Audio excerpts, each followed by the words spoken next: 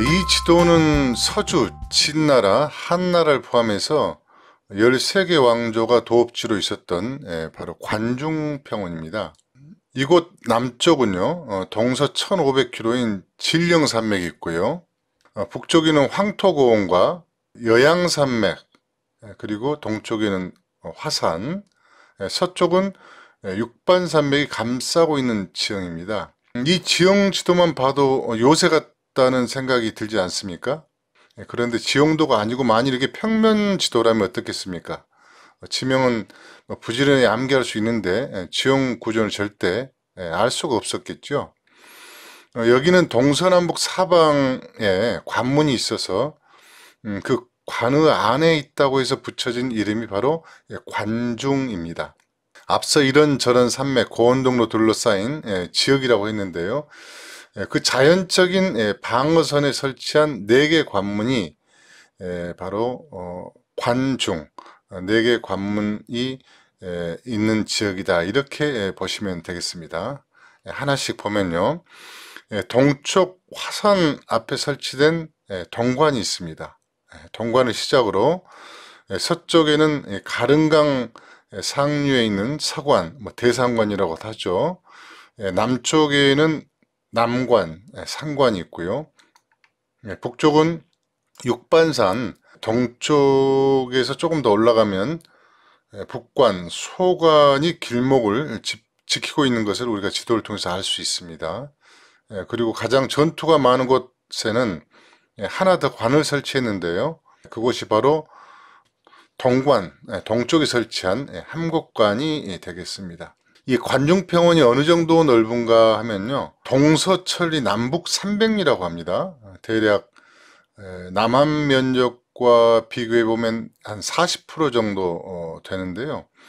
여기에는 황하 최대 지류인 위수를 포함해서 수많은 물줄기가 이 관중평원을 적시고 있습니다. 이런 지형 조건이다 보니 당나라 수도인 백만, 당시 가장 큰 도시였죠. 100만 인구를 먹이 살릴 정도로 살만한 땅이었다, 이렇게 볼 수 있겠죠. 여기는 이제 천연의 방어선이 있고요. 이렇게 요새화되어 있고요. 넓은 농토가 있다 보니 주나라, 그리고 진나라 등 여러 나라의 도읍지였던 함양, 서안이 들어설 수 있었다, 그런 조건을 갖췄다, 이렇게 보시면 되겠습니다. 이 관중평원 동쪽에도 도읍지가 들어서는데요. 우리가 역사적으로 동경이라고도 불린 낙양, 로양이 있고요. 상나라의 도읍지인 정주, 징저우가 있고요. 그리고 북송의 수도 개봉, 카이펑이 나란히 있습니다. 또 그 남쪽으로 이렇게 시선을 돌려보면요, 숭산 아래, 소림사가 있는 숭산 아래에는 그 삼국지에 등장하는 조조 유나라, 유나라의 수도인 허창, 쉬창도 자리하고 있습니다. 그 역사 공부를 할 때 지명을 암기하는 방식이 아니고요, 왜 그곳이 도읍지로 선택되었는가, 이런 의문을 던져야 합니다. 암기가 아니라 바로 이해해야 한다는 뜻인데요. 중국 전체 지도를 펼쳐놓고 보면 이 지역은 중국의 중심 지역이죠. 그래서 여기를 중원 땅이다, 이렇게 말합니다. 그러니까 중원 땅 하면 이제 보통 하남성 이 주변을 중심으로 하는데요. 넓게 보면 사실 관중평원의 이 지역을 포함해서 그렇게 이제 이야기를 하기도 합니다. 네, 이 중원 지역, 중원 지역은 관중평원보다 더 넓은 그 화북평원, 화북평원을 끼고 있는 곡창지대인데요.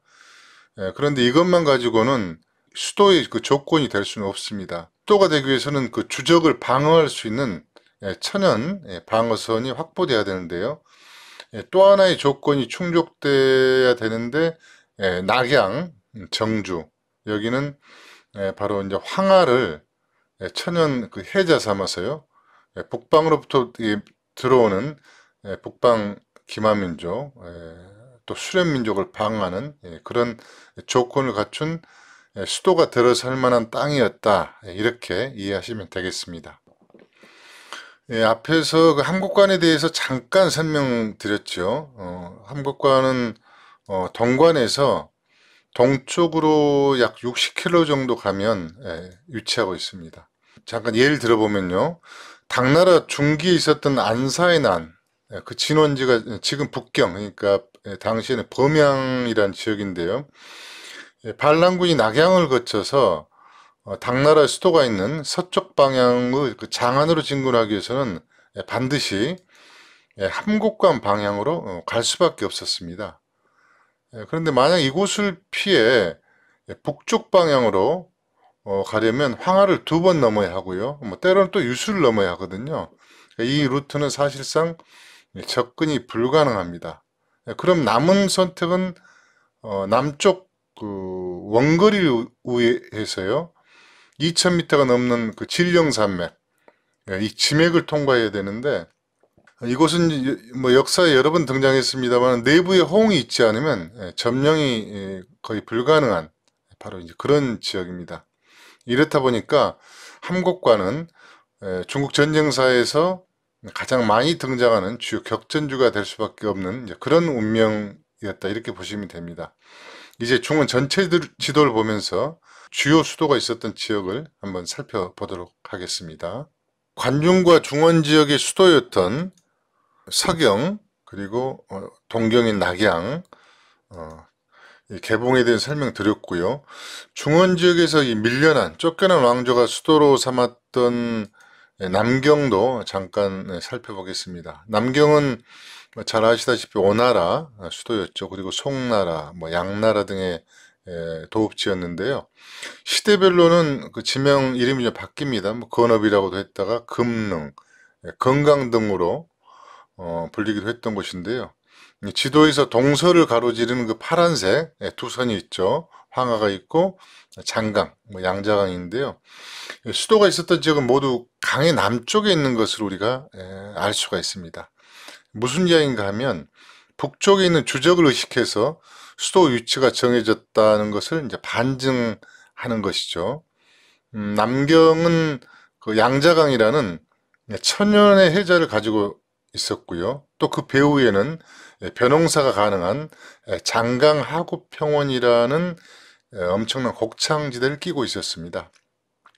끝으로 북경이 있는데 시간 관계상 짧게 말씀드리겠습니다. 베이징은 기마민족인 금나라, 그리고 원나라, 청나라 입장에서는 그들의 근거지에서 가까워서요. 중원 지역을 통치하기 유리했다는 것을 우리가 지형도를 보면 이렇게 확인할 수가 있습니다. 반면 또 한족의 입장에서는요, 북방민족의 변화에 선제적으로 신속하게 대응할 수 있는 위치이기도 하고요. 또 하나는 곡창지대, 화북평원이라는 곡창지대를 끼고 있는 걸 알 수가 있죠. 역시 또 하나의 조건이 필요하죠. 곡창지대뿐만이 아니고 방어선이 필요한데요. 태행산맥, 그리고 연산산맥이라는 방어선을 확보해서 외부의 적을 또 방어할 수 있는 그런 위치이기도 했습니다. 종합해보면요. 첫 번째 질문이었죠. 왜 굳이 이곳에 도성을 쌓았는가 이건데요. 고대의 도읍지는 천연 방어선을 1차 확보하고요. 두 번째는 곡창지도를 포함한 지형이 있었다는 겁니다. 우리가 역사 공부를 할 때 이제 거듭 말씀드립니다만은 암기하는 방식이 아니고 지형지도를 보면서 이곳에 왜 수도가 있었는가를 이해하는 게 중요하다. 이걸 좀 말씀드리겠습니다.